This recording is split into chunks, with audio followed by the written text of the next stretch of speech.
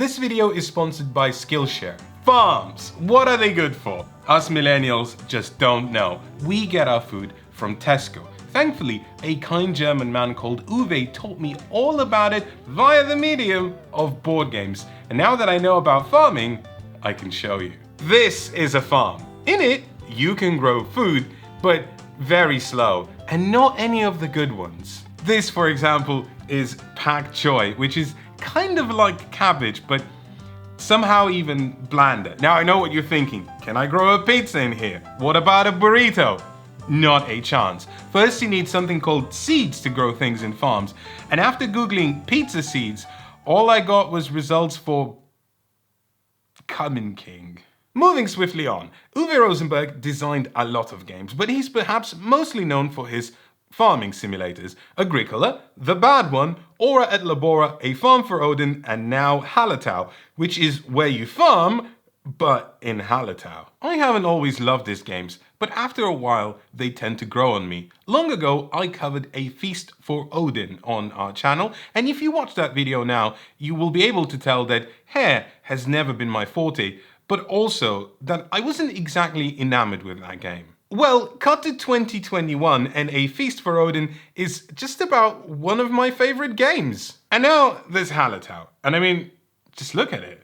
This thing is so unashamed of what it is. It's not here to excite you. It's here to tell you, no, this really is just about farming.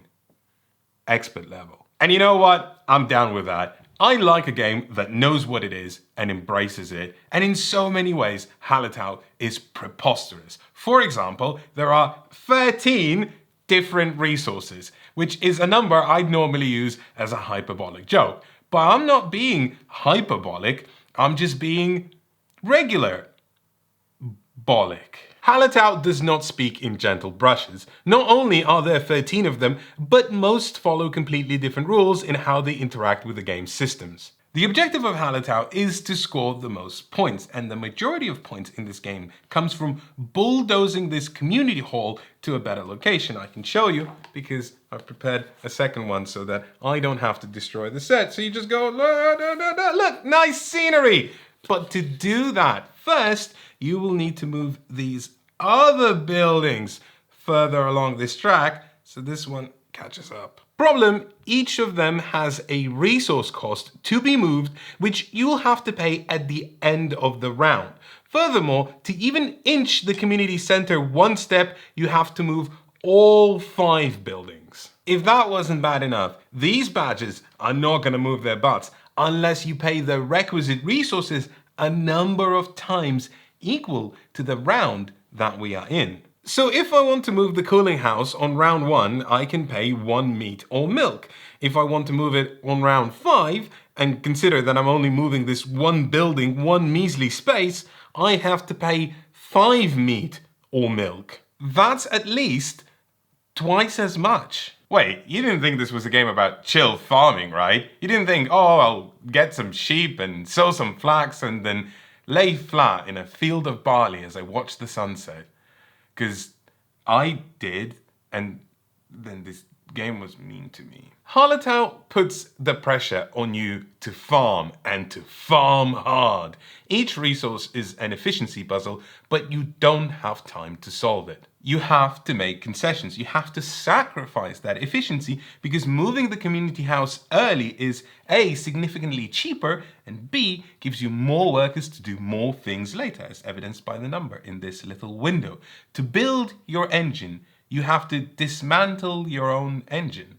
How's that for a Eurogame? Let me show you what I mean. Amongst the 13 different resources, you have 4 types of crops: barley, wheat, hops, and flax. One of the things you can do in the game is plant crops. Let me take off these resources so that I can illustrate. If you have an empty field, let's say on level 5, you can spend 1 wheat to then take that wheat and plant it into the field. And at the end of the round, when you harvest the crops, you will take that off and that will become 5 wheat because it was on the 5th level. But then that field will go down 1 level, whereas any fields you haven't planted will go up 1 level, plus 1 additional field will go up 1 more level 1 time.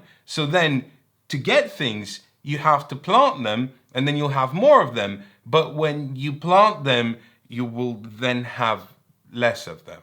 If Hallertau had a motto, it would be, don't get comfy. The sense of concessions keeps up throughout the game's 6 rounds. Because you're trying to move 5 buildings every round, and you can and want to move them further than once by getting these boulders out of the way, you're constantly on the precipice of exhausting every resource you have. Unreasonably, more than once, I have found myself spending the very last of my flax just to move that bakehouse 1 inch further, to only later realize that I don't have any more flax. And if I don't have any more flax, there's no more flax to plant next round to get more flax. That's flax facts. So now I have to magic flax out of thin air like some sort of a tractor magician. Thankfully, Hallertau shares its design sensibilities with a magician's trunk of tricks. And those tricks come in the form of cards. I think there's still some cards in there. Hey, do you like cards? Well, in Hallertau, there are 4 different decks of cards packed thicker than a bale of hay. Plus, again, I'm just being regular bollock, 2 of these decks have each a selection of a further 3 decks to play with on any given session, bringing the total to 10 different decks for another total of 330 cards, each with a different ability. I'll be honest with you, if it wasn't for these cards, Hallertau would long be in the bin. But it's not in the bin, it's alive and well, blooming with vigor. Whereas the wires and beams of math and efficiency form the skeleton of this puzzle, the cards are the meat on top of that skeleton. Add in some woolly artwork and you've got yourself a pretty sheepy game. Honestly, I'm not even saying anything right now. I just wanted this analogy to end up in a fully grown bar. There's a sense of freedom with Hallertau's cards, like throwing caution to the wind and the wind blowing you back a loaded picnic hamper. You can play them literally at any point in the game, and when you do, they will give you things. Often just cuz. From meat to milk to wool to sheep to crops to fields to upgrading your fields to harvesting your fields early. Not every card is equal, and they're split into 4 decks during the game to give you an idea of what to expect. The Gateway deck gives you rewards when you meet a criteria, for example, having free sheep. If you have those sheep, just play the card and get what's at the bottom. No need to murder anything. And I know what I sound like. I'm getting unreasonably excited about a freebie, like getting a free Parker pen just for inquiring. But I mean, come on. It's a free Parker pen. What's a Parker pen? Gateway freebies are nice, but they don't add up to much. Other cards let you spend resources for bigger rewards, or even a big point bump, or even to establish permanent once-around bonus generation. And so, you have this duality. Harsh systems that squeeze every ounce of math from your brain, juxtaposed by bargain bin jumble sale bonanza. Romanticized country living colliding with hard tractor toil. How do you glue these things together? That's right, people. Better yet, people represented by blue wooden cubes. They're the best kind of people because they never talk back to you.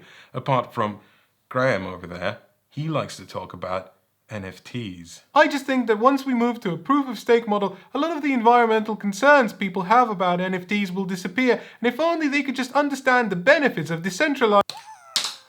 It's quite enough of that dribble. So here on this central board, we have worker placement, where you take workers from a limited supply and then place them on an action space and then do the action that's depicted on it. And you can do that as long as that space isn't taken up by other workers. Hallertau doesn't move out of its way to innovate worker placement, rather using the familiar trappings of a familiar genre to work as a bond between polarized ideas. I feel like I've been trained by other board games, including ones designed by Mr. Rosenberg, that worker placement is where you get the stuff that you want. But here it feels more like a knot tying loose strings.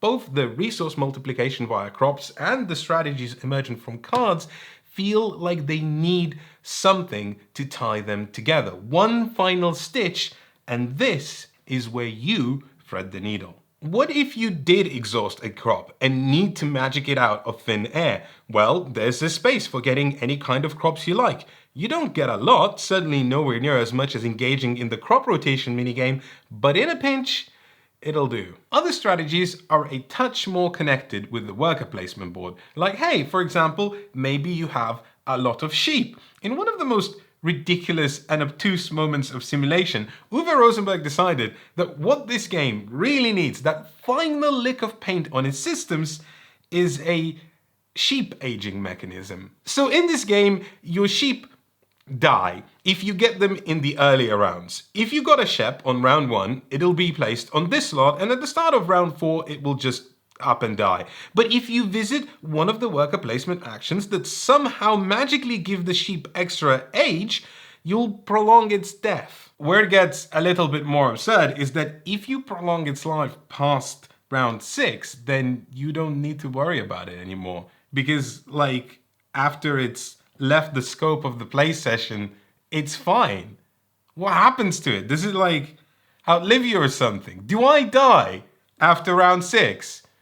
I've asked Hallertau, but it didn't answer, really. I talk to a lot of board games and they never answer. I might have gotten a little bit sidetracked. Let's reel it back in by discussing the one element of worker placement that Hallertau does innovate on. Each space has multiple spots. So let's say Sally wants to shear their sheep. Great. They place one worker on this space and they get one wool resource for every sheep they own.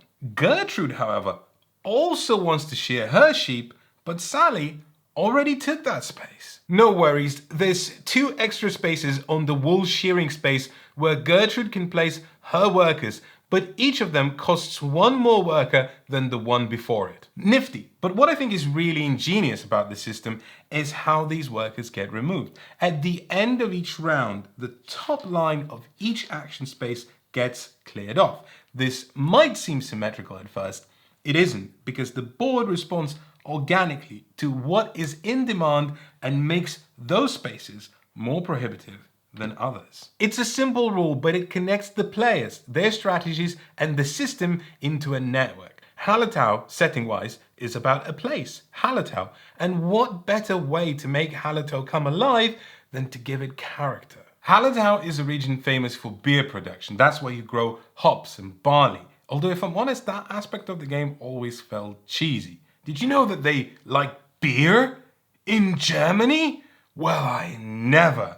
Whereas the game punishing players for exhausting road strategies, that made it feel more alive than any wooden barley tchotchke ever could, despite being nondescript as all heck. I've been sheepishly avoiding the elephant in the room. If I was so excited about Hallertau, the big box of farm from Mr. Board Game Farmsman himself, if I set it up not 10 minutes after the delivery person knocked on my door all the way back in November 2020, then how come it's taken me nearly a whole year to get this review out? Well, the truth is that as soon as I played it, I realized that Hallertau was not the game I wanted it to be. Is it a good game?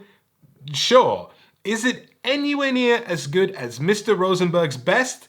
Not a chance. Each of Hallertau's 6 rounds gets progressively longer, slower, and less methodical. That's pretty typical for complex Eurogames. But whilst other games bloat up because their strategies expand, this game bloats up because you're spinning so many plates, and then each round, each stack of plates gets an extra plate. There's a common stereotype that Eurogames are just accounting in board game form, which I always felt was stupid, derogatory, and reductive. Well, here comes Hallertau and says, how about we make accounting for all of these resources into a board game? And you're like, not now, Hallertau, you're embarrassing me in front of all my cool friends. And Hallertau is like, yes now, because we have to meticulously assign all of these to over here. And then it introduces discounts, which are not complex, but they are convoluted. And so you spend most of your game looking like this. I like getting all my ducks in a row as much as the next person, but if there's 13 different types of ducks then guess what? It might just take some time for me to do that as you contemplatively stare at a pile of resources, each unintuitively distributed on this weird board that multiplies each token by 1, 2, 3, 4, or 5, depending on what level it is on, just to accommodate the crop rotation mechanism in what the developers thought was a clever representation. Not only is it hard to visualize what you own, but you also have to assign these resources to these buildings in your head because you can't pick them up because you'll forget how many you actually have. What's worse, anytime anyone takes an action, all your math gets thrown out the window, this window, because you have to be so gosh darn precise about every resource that you own.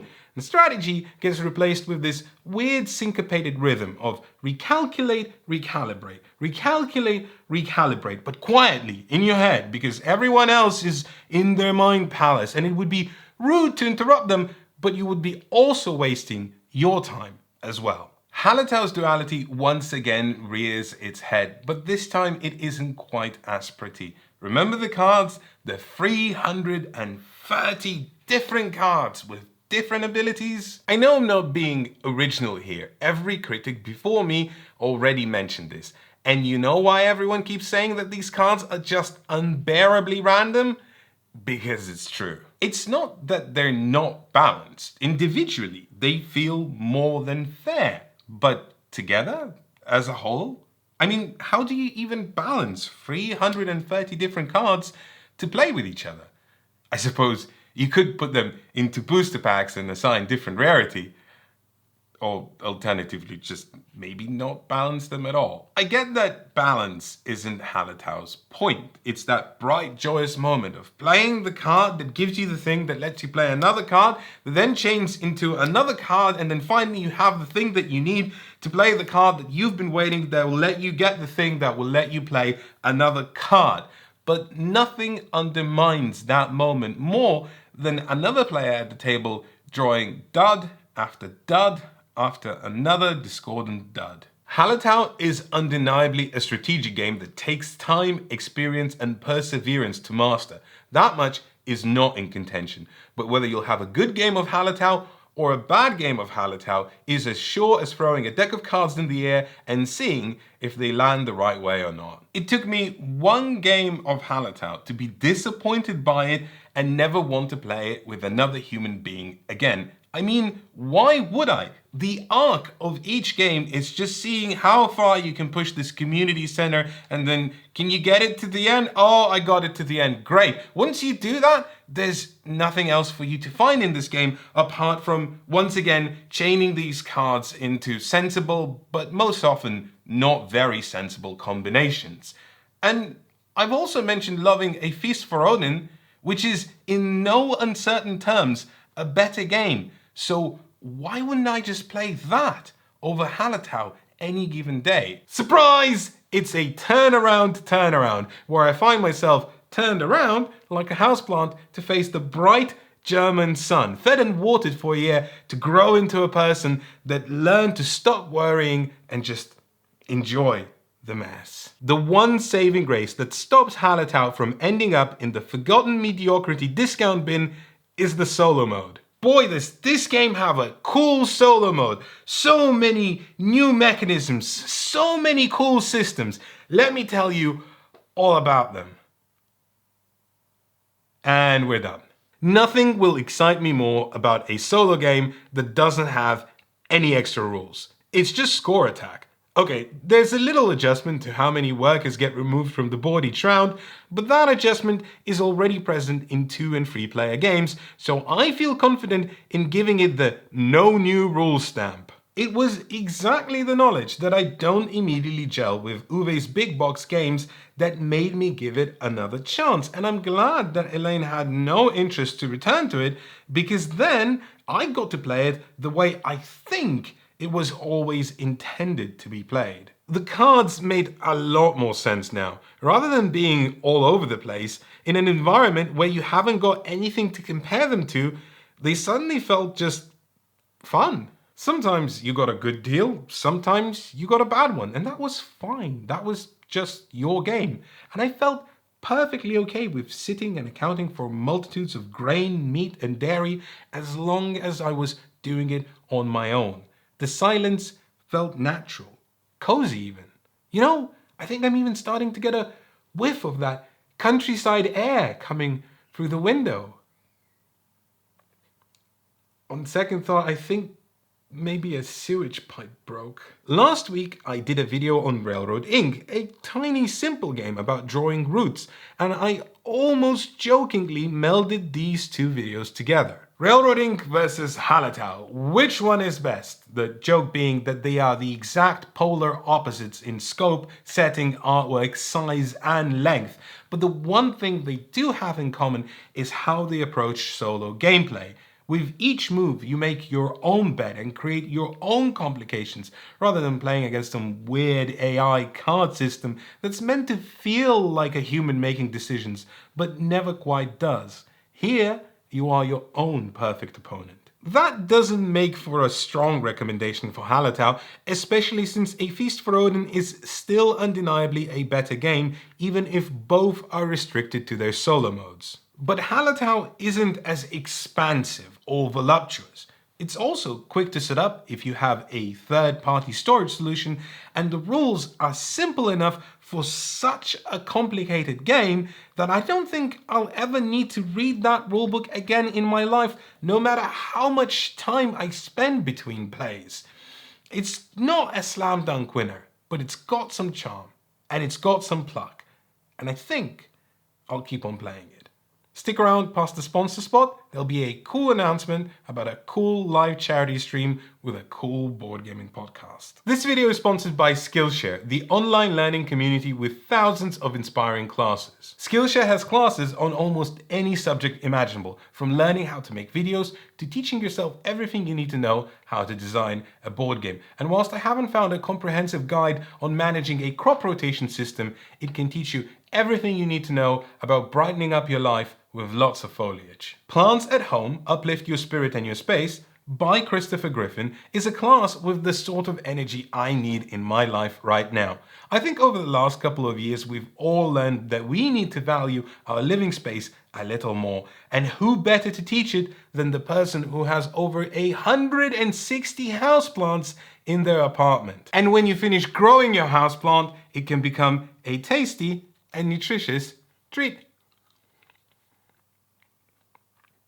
Are you sure that's pak choi? Skillshare lets you set your own pace and follow along with a comfortable structure. There's no ads, no barriers between you and a better you. Best yet, the first 1,000 of you can click the link in the description for a free 1-month trial of Skillshare Premium so you can unlock your creativity today. But Efka, what about this live stream that you're telling us? Well, on the 2nd of October, 3 p.m. Eastern Time, I will be joining the So Very Wrong About Games podcast on their So Very Wrong About Games Twitch live stream to raise money for Food Banks Canada. I won't be the only guest joining. I hear Board Game Barrage are also going to be guests, and we will be playing games of The Crew to raise money for a good charity cause. But we won't just be playing, we'll also be giving away copies of The Crew. So if you join in on that live stream, you will be able to win yourself a nice game. If you want more information on The Crew, you can watch our review somewhere floating around over here. And if you want to find out more about So Very Wrong About Games, I left a link in the description to their podcast and also to their Twitch page. I'll see you there.